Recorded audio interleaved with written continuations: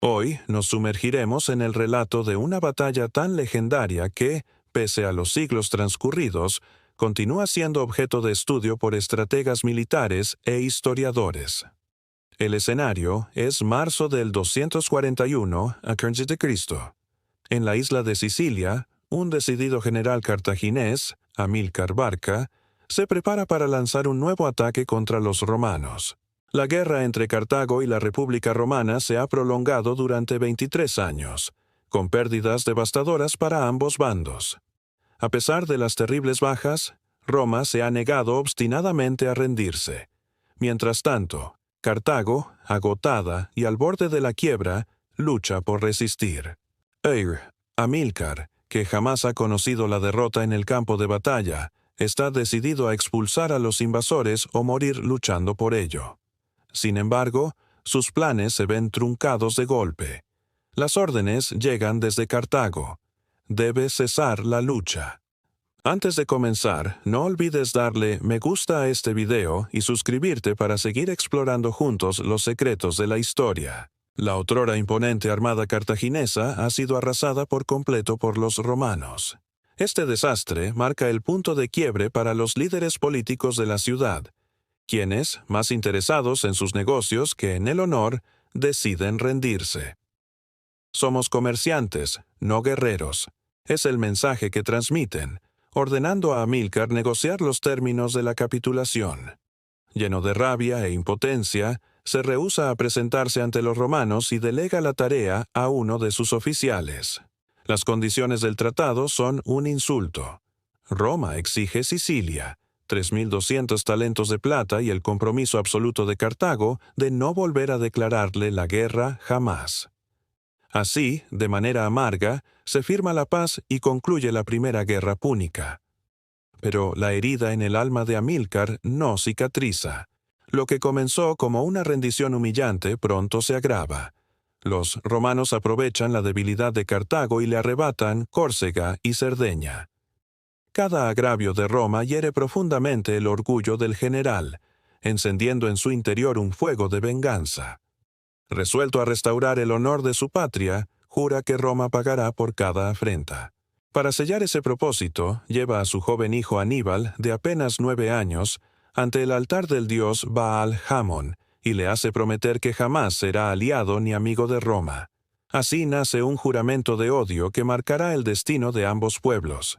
Tras abandonar Cartago, Amílcar y su familia ponen rumbo a Hispania, donde comienzan a extender el dominio cartaginés por el sur de la península. Su avance es rápido y estratégico. Captura valiosas minas de plata, un recurso esencial para saldar las enormes deudas de guerra de su patria. Pero Amílcar no se detiene allí. Su siguiente paso es formar un nuevo ejército. Las tribus locales, sin embargo, se resisten a ser reclutadas y estalla el conflicto.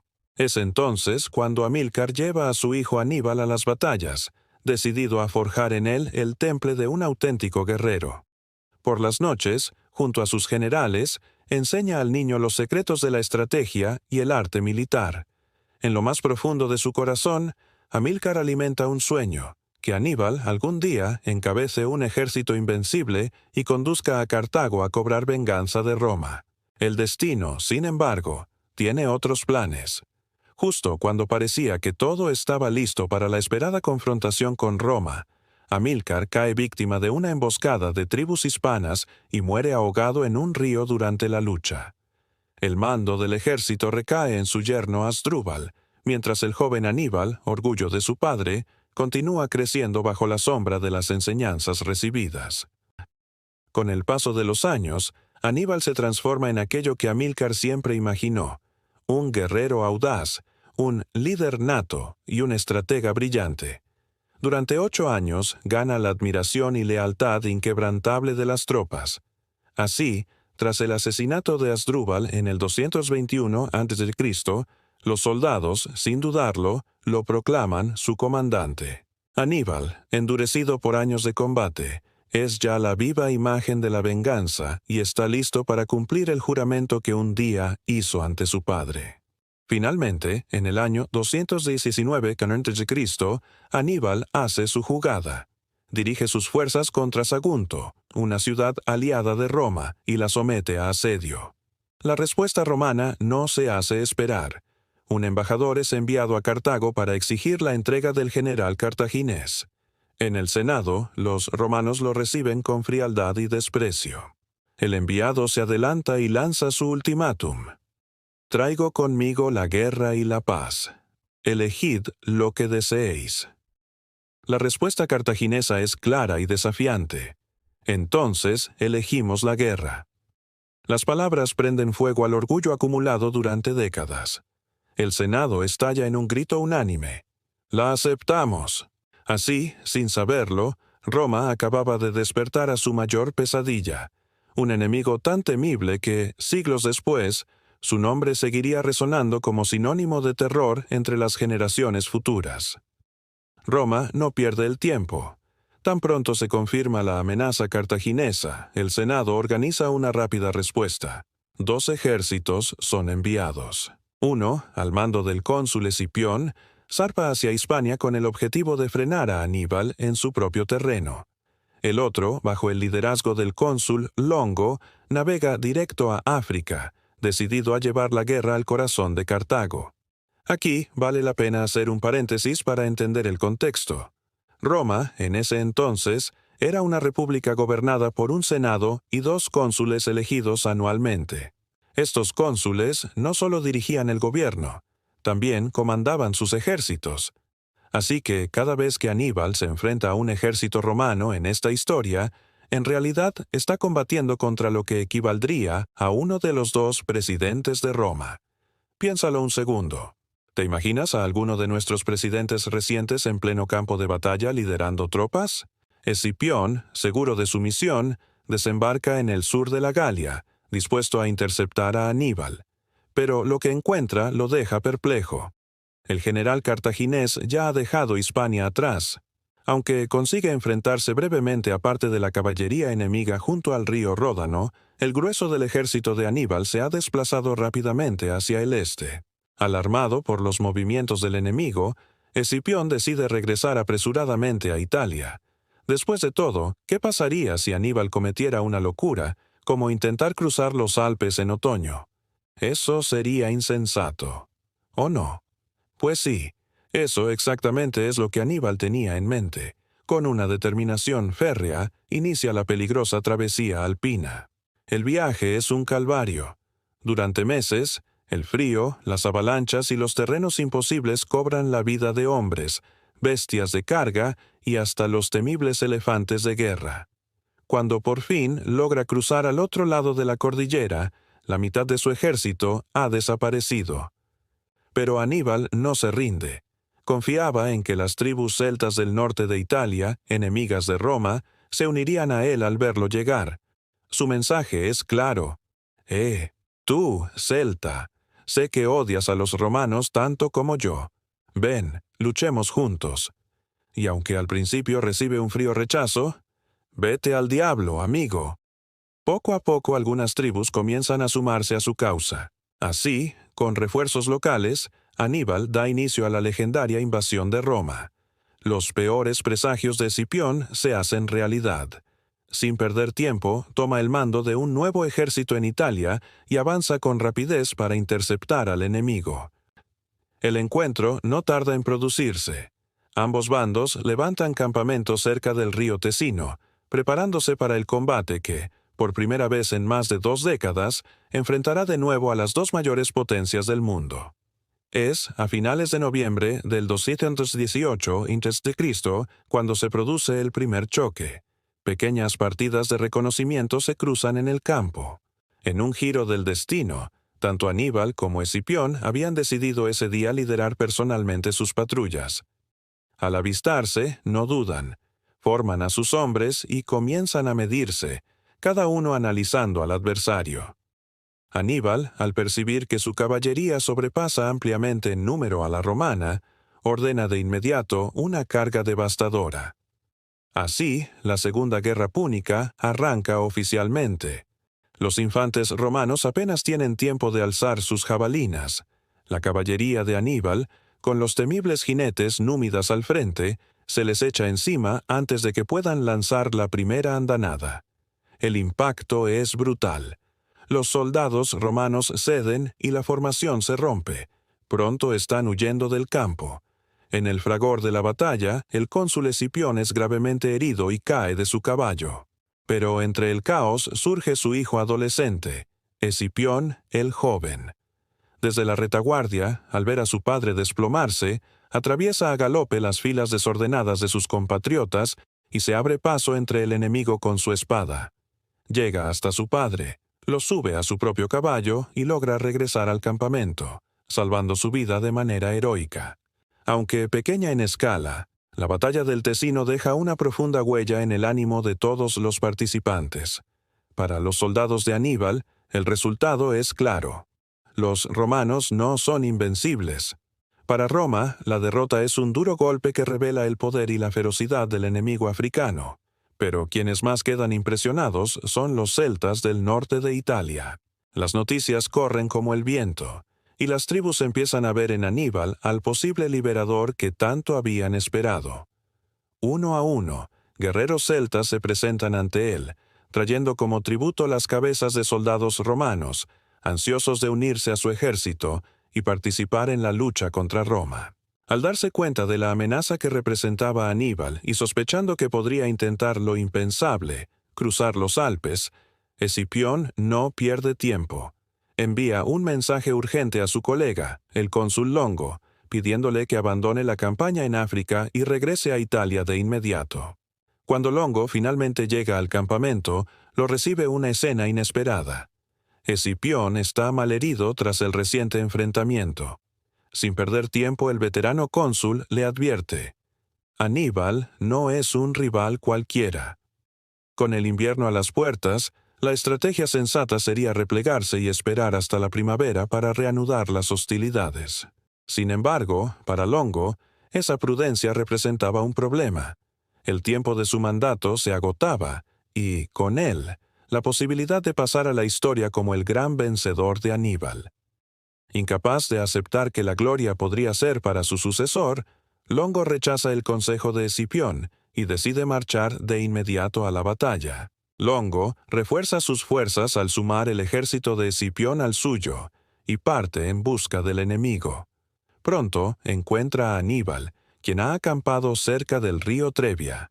El general cartaginés, atento a los movimientos romanos, observa desde la distancia cómo los soldados de Longo establecen su campamento, con una agresividad que no pasa desapercibida. Decidido a sacar ventaja, Aníbal explora los alrededores y descubre un lecho de río seco y cubierto de maleza, el lugar perfecto para una emboscada. Con una sonrisa, regresa a su campamento y comienza a organizar a sus tropas para ejecutar su plan maestro. El amanecer de la batalla llega con un clima despiadado. El viento helado corta la piel, y una mezcla de nieve y lluvia cae sin cesar. Las condiciones son ideales para lo que Aníbal tiene en mente. Antes de que el sol asome, envía a su caballería ligera a cruzar el río y hostigar el campamento romano. Tomado por sorpresa, Longo reacciona de inmediato. Despierta a sus hombres y ordena a la caballería que responda al ataque. Sin detenerse a evaluar la situación, lidera personalmente al ejército para enfrentar a los cartagineses. Los jinetes de Aníbal, según lo planeado, se retiran hacia su lado del río, y Longo, cegado por la adrenalina y la urgencia, guía a sus tropas a través de las gélidas aguas, decidido a presentar batalla sin sospechar la trampa que lo espera. Aquel día, el ejército combinado de Longo, con cerca de 40.000 hombres, se extendía por casi 3 kilómetros de terreno.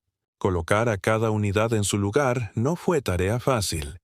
Las horas pasaban mientras los soldados, empapados por la aguanieve, permanecían inmóviles, con la ropa congelada pegada a la piel por el viento helado. La caballería romana, que momentos antes había perseguido en vano a los veloces númidas, regresó extenuada y ocupó sus posiciones en los flancos. Aún no se había alzado una espada, pero los romanos ya estaban en clara desventaja antes de que el combate comenzara. Entonces, el ejército de Aníbal se hizo visible en el campo.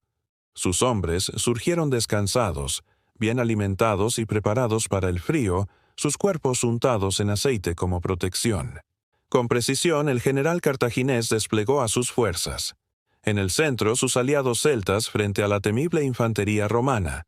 A los lados de estos, su experimentada infantería hispana y africana, y en los extremos, sus últimos elefantes de guerra junto a la caballería.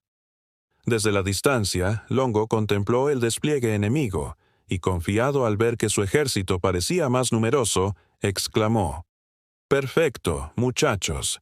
Los tenemos justo donde queríamos. Ahora, vamos por la victoria gloriosa». Sin dudarlo, dio la orden de avanzar. El choque fue devastador. La caballería romana, agotada, no pudo resistir. Los elefantes y jinetes de Aníbal la arrasaron rápidamente.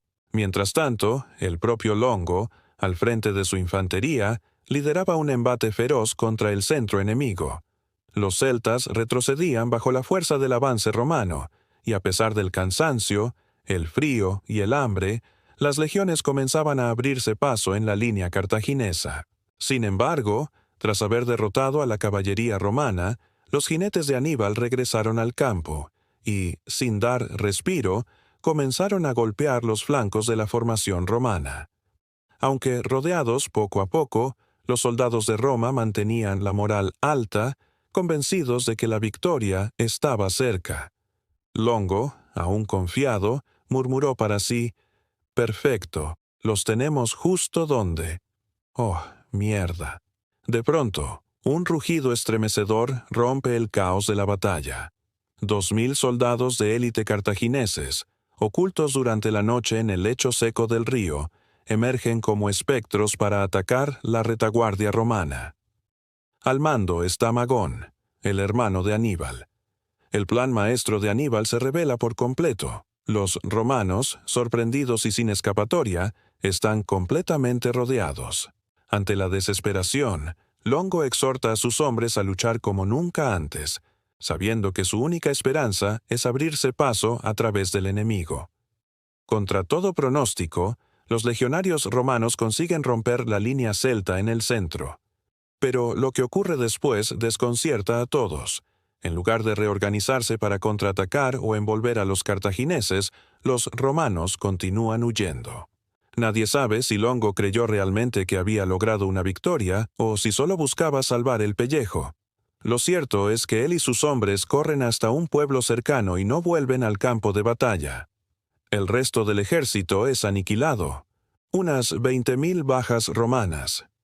Mientras tanto, las filas de Aníbal se ven reforzadas rápidamente por nuevos guerreros celtas que ansían unirse a su causa. La noticia de la derrota se propaga, y con ella la vergüenza de Longo. Sin embargo, él y sus hombres regresan de forma furtiva al campamento, y el cónsul apresura su regreso a Roma, decidido a contar su versión, que en realidad había salido victorioso. Con el mandato de Escipión y Longo concluido, Roma elige a 2 nuevos cónsules. Entre ellos se encuentra un tal Flaminio. Este hombre, como Longo, anhela la gloria y el reconocimiento por encima de todo. Su reputación se ha construido gracias a sus brutales campañas contra los celtas del norte de Italia. Los mismos celtas que ahora, irónicamente, se suman por miles al ejército de Aníbal. Uno no puede evitar preguntarse si eso no le costará muy caro. Convencidos de tener el control de la situación, los nuevos cónsules posicionan sus ejércitos en los 2 únicos caminos hacia el sur de Italia, seguros de que cualquier movimiento de Aníbal deberá pasar por uno de ellos. Después de todo, ¿quién sería tan insensato como para intentar cruzar ese pantano pestilente que nadie se atreve a atravesar? Espera, ¿eso que flota allí es un ojo? ¡Oh, no! Tras atravesar un pantano infame y traicionero, Aníbal llega a la región de Etruria, donde inicia una feroz campaña de terror contra las ciudades romanas. La noticia de sus incursiones no tarda en llegar a oídos del cónsul Flaminio, quien, decidido a frenar al cartaginés y ganar gloria, reúne a su ejército y parte en su búsqueda. Pronto localiza a Aníbal, quien se encuentra acampando cerca de las orillas del lago Trasimeno. Flaminio, convencido de que la victoria está al alcance de su mano, instala su campamento al otro lado del lago. Pero Aníbal, astuto y siempre un paso adelante, nota el apuro de su enemigo por enfrentarlo. Esa misma noche, tras estudiar el terreno, mueve silenciosamente la mayor parte de su ejército hasta una colina que domina el paso y el lago, dejando solo un pequeño grupo de soldados bloqueando el camino. El escenario está listo. Solo falta que la presa caiga en la trampa. Al amanecer, una densa niebla se alza desde el lago, cubriendo el campo con un manto cegador. Sin sospechar nada, Flaminio ordena a sus hombres avanzar para atacar lo que cree es el campamento cartaginés. Los romanos marchan a ciegas por un estrecho sendero, incapaces de ver más allá de unos pocos pasos. De pronto, emergiendo de la niebla, divisan a la pequeña fuerza de infantería que Aníbal dejó como señuelo. Ansioso por entablar combate, Flaminio da la orden. La vanguardia romana se lanza contra el enemigo, sin imaginar lo que les espera. Mientras tanto, en la retaguardia romana reina la incertidumbre. Los soldados escuchan el eco de la batalla, pero la niebla es tan espesa que no pueden ver qué ocurre. Entonces, el suelo parece temblar bajo sus pies. El galope de caballos, los gritos de guerra, el sonido se acerca, envolviéndolos. En un abrir y cerrar de ojos, los hombres de Aníbal caen sobre ellos como una ola imparable. Sorprendidos, desorientados y atrapados en el estrecho paso junto al lago, los romanos intentan reaccionar. Buscan una vía de escape, pero pronto comprenden la magnitud del desastre. Están rodeados y superados en número. El ejército de Aníbal, ahora reforzado por miles de celtas aliados, se ha transformado en una fuerza temible de casi 50.000 hombres. Para los romanos, la batalla del lago Trasimeno se ha convertido en una pesadilla sin salida. En medio del caos, Flaminio hace todo lo posible por mantener la disciplina de sus tropas. A gritos intenta reorganizar a sus hombres, pero sus órdenes apenas logran imponerse sobre el estruendo de la batalla. Su voz, sin quererlo, delata su posición. Los guerreros celtas lo ven, lo reconocen de inmediato. El rostro del hombre que arrasó sus aldeas, el responsable de la muerte de sus hijos, el verdugo de sus familias. Ahora lo tienen justo enfrente. Flaminio, confiado hasta el último momento, intenta alentar a los suyos. Muy bien, muchachos, los tenemos justo donde queríamos. Pero su destino ya estaba sellado. Sin su líder, los soldados romanos intentan resistir, pero la desesperación se apodera de ellos. Muchos son arrojados al lago, donde la pesada armadura los arrastra a una muerte segura. Algunos tratan de huir hacia las aguas, esperando en vano, hasta que la caballería cartaginesa los alcanza. En cuestión de horas, el lago Trasimeno se tiñe de sangre. La masacre es total. Flaminio ha caído y cerca de 30.000 romanos son muertos o capturados en lo que será recordado como la emboscada más devastadora de la historia. El desastre del lago Trasimeno, sin embargo, es solo un preludio del horror que aún estaba por llegar. Si la guerra pudiera compararse con una obra de arte, Aníbal estaba a punto de crear su mayor obra maestra, la batalla que confirmaría su nombre entre los estrategas más brillantes de todos los tiempos. Roma, conmocionada por la magnitud de la derrota, entiende que Aníbal representa una amenaza como nunca antes habían enfrentado. Por primera vez en 140 años, deciden suspender el sistema de los 2 cónsules y entregar el poder absoluto a un solo hombre, un dictador. Ese hombre es Quinto Fabio Máximo, quien asume el mando del ejército y del gobierno con un único propósito: salvar a Roma. Pero lo que nadie esperaba era el método elegido por Fabio. Su plan no era enfrentar a Aníbal en una gran batalla, sino desgastarlo poco a poco. Decidió seguirlo a distancia, evitar la confrontación directa y atacar solo cuando sus tropas estuvieran vulnerables, durante el forrajeo, en los momentos de descuido, cuando buscaban alimento. Cada vez que Aníbal intentaba tenderle una trampa, Fabio se retiraba. Su estrategia, más tarde conocida como la estrategia fabiana, buscaba erosionar lentamente las fuerzas cartaginesas, como si redujera una barra de vida con ataques constantes y lejanos.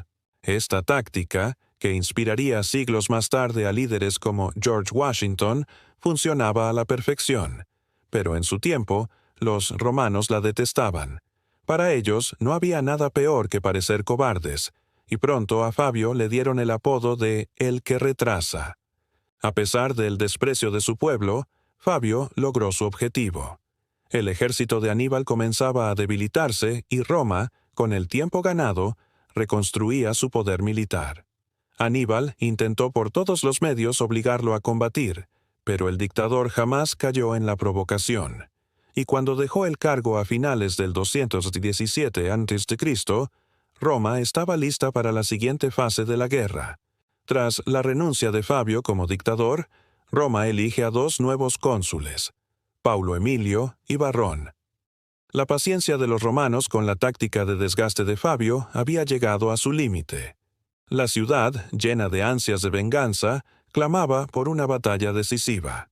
Era el momento de aplastar a Aníbal de una vez por todas. Para ello, Roma reúne el ejército más grande de su historia, 86.000 soldados. La confianza es absoluta. Con semejante fuerza, nadie cree que el general cartaginés pueda resistir.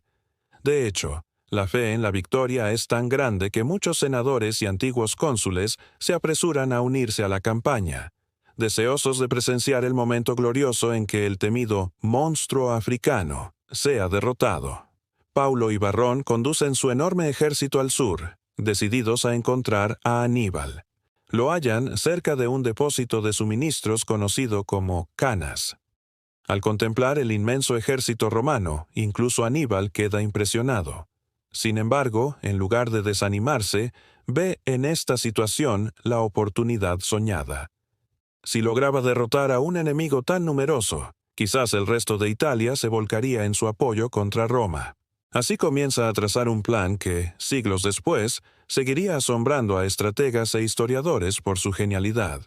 Los informes de sus exploradores le traen noticias clave. Varrón, uno de los cónsules, es impetuoso y ansioso por entrar en combate.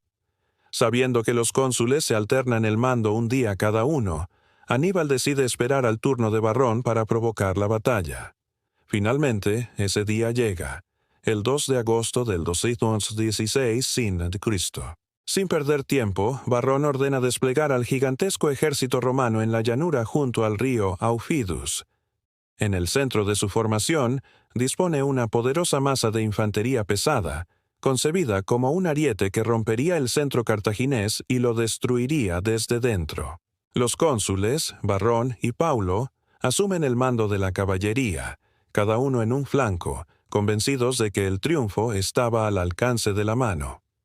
Frente al colosal ejército romano, Aníbal analiza la formación de Varrón y organiza a sus hombres con precisión calculada. En los flancos coloca a su confiable infantería africana, quienes llevan puesta la armadura que tomaron de los romanos caídos en batallas anteriores, una imagen destinada a intimidar y confundir. Frente a la caballería romana dispone a sus propios jinetes, y en el centro sitúa una delgada franja compuesta por sus tropas más frágiles, celtas e iberos. Pero en lugar de alinearlos en línea recta, los dispone en un arco que sobresale hacia el enemigo. Para fortalecer la moral, tanto él como su hermano Magón se colocan allí, en el corazón de la formación. Cuando llega el momento, Varrón ordena el avance. La poderosa columna de infantería romana embiste con fuerza, golpeando el centro de la línea cartaginesa y empujándola hacia atrás.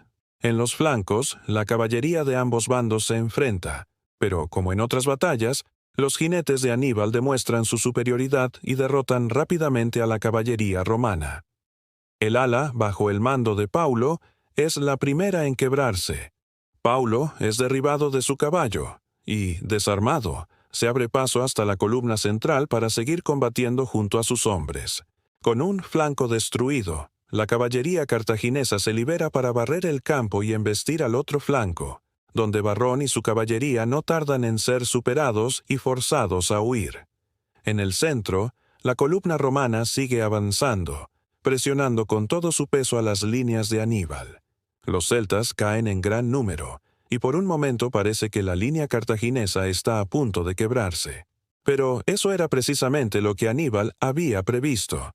Los romanos, enfocados en romper el centro, no prestan atención a la infantería pesada de los flancos, quizá engañados por el polvo, por los uniformes romanos de sus enemigos o por la ilusión de una victoria inminente. Sea cual fuere la causa, el momento decisivo ya había llegado, y para ellos era demasiado tarde. En el momento clave, Aníbal da la orden que cambiará el destino del combate. Sus infantes africanos, ocultos hasta entonces en los flancos, giran hacia el interior y lanzan un brutal ataque sobre los costados de la formación romana. La enorme columna de soldados romanos, ya comprimida por su propio avance, se ve aún más apretada. Sus hombres quedan tan juntos que apenas pueden alzar sus brazos para blandir las espadas. La trampa se completa cuando la caballería cartaginesa regresa y cierra el cerco por la retaguardia. Así, Aníbal consigue lo impensable: envolver y atrapar a un ejército que duplicaba en número al suyo. En las filas romanas, el terror se desata. El avance de la infantería se detiene y el pánico los consume. La memoria de las derrotas en Trebia y el lago Trasimeno vuelve a sus mentes mientras el círculo cartaginés se va cerrando inexorablemente. La caballería romana, ahora sin caballos, desmonta y desenvaina sus armas, decidida a resistir hasta el final. Pero la señal de Aníbal no tarda en llegar. Comienza la matanza. Cronistas de la época calculan que en Canas murieron hasta 100 soldados romanos por minuto, y que al anochecer el campo estaba empapado por decenas de miles de galones de sangre. La jornada termina con los cuerpos de 70.000 romanos amontonados, mientras los cartagineses, extenuados, regresan a sus tiendas. El desastre es absoluto. En un solo día, Roma pierde una quinta parte de todos sus hombres en edad de combatir. Entre los caídos yacen el cónsul Paulo y varios senadores que habían acudido para presenciar la supuesta caída de Aníbal, y encontraron la suya. De aquel horror, menos de 10.000 romanos lograron escapar. En cualquier otro lugar, en cualquier otra época, semejante derrota habría significado el fin de una nación. Pero Roma no era una república cualquiera. Entre los supervivientes estaba un joven tribuno de 17 años, Escipión el Joven, el mismo que años antes había salvado la vida de su padre en el Tesino. Nadie podía imaginarlo entonces, pero el destino de Roma pronto descansaría sobre sus hombros. Con el tiempo, Escipión alcanzaría la gloria, ganándose el título de Escipión el Africano, el hombre que lograría lo que parecía imposible: vencer en batalla al mismísimo Aníbal Barca. Epílogo histórico: el legado de Aníbal y el espíritu indomable de Roma. Aunque Canas representó el punto culminante del genio militar de Aníbal Barca, su historia no terminó allí. Lo que realmente asombra de aquel momento no es únicamente la magnitud de la masacre cartaginesa, sino la reacción que suscitó. Roma, que en un solo día había visto aniquilada buena parte de su ejército y a decenas de miles de sus hijos más valientes, se negó a rendirse. Cualquier otro pueblo del mundo antiguo habría considerado la derrota como el final. Pero no Roma. El Senado y el pueblo respondieron con una determinación férrea. En vez de buscar acuerdos de paz o rendición, decidieron resistir, reconstruir sus ejércitos y seguir luchando hasta el final. En los años posteriores, Roma cambió de táctica. Comprendió que derrotar a Aníbal en campo abierto era una quimera, así que adoptó la estrategia fabiana: un lento y paciente desgaste, evitando enfrentamientos directos, hostigando a su enemigo, arrebatándole recursos y aliados. Aníbal, atrapado en tierras italianas, vio cómo el sueño de destruir Roma se desmoronaba, no por falta de brillantez táctica, sino porque enfrentaba a un enemigo cuya verdadera fuerza residía en su capacidad para sobreponerse al desastre. Por su parte, Aníbal jamás recibió de Cartago los refuerzos que necesitaba para transformar la victoria de Canas en el golpe final contra Roma. Su genio en el arte de la guerra resultó insuficiente frente a una república que no solo contaba con legiones disciplinadas, sino con un espíritu de organización, adaptabilidad y unidad capaz de resistir incluso en los momentos más desesperados. Décadas después de los horrores vividos en el Tesino y en Canas, Aquel joven tribuno que alguna vez había salvado la vida de su padre, se convirtió en el general que cambiaría el destino de Roma. Publio Cornelio Escipión, ya adulto y convertido en un brillante comandante, llevó el estandarte romano más allá de Italia, hasta las propias tierras de Cartago. Allí, en el 202 a.C., en la famosa batalla de Zama, logró lo que parecía inalcanzable: derrotar a Aníbal Barca en su propio suelo. Así selló el futuro de Cartago y elevó a Roma como la indiscutible señora del Mediterráneo. Desde entonces, el mundo lo recordaría como Escipión el africano, el hombre que venció al más temible de los generales. Más de 2000 años han pasado, y sin embargo, las tácticas que Aníbal desplegó en Canas siguen siendo analizadas y admiradas en academias militares de todo el planeta. Su capacidad para leer el terreno, confundir al enemigo y transformar una aparente desventaja en una trampa mortal lo colocan en el panteón de los más grandes estrategas de la historia. Su nombre se menciona junto a figuras como Alejandro Magno, Genghis Khan o Napoleón Bonaparte. La batalla de Canas no es solo un ejemplo de destrucción sin precedentes, sino una lección inmortal sobre cómo la astucia, el valor y la creatividad pueden alterar el curso de la historia. Y, al mismo tiempo, nos recuerda que ni el mayor de los genios puede superar la voluntad inquebrantable de un pueblo que se niega a ser vencido. Así, la historia de Aníbal y Roma trasciende el relato de una guerra. Es una lección eterna sobre la perseverancia, la estrategia y el espíritu de lucha frente a la adversidad más abrumadora.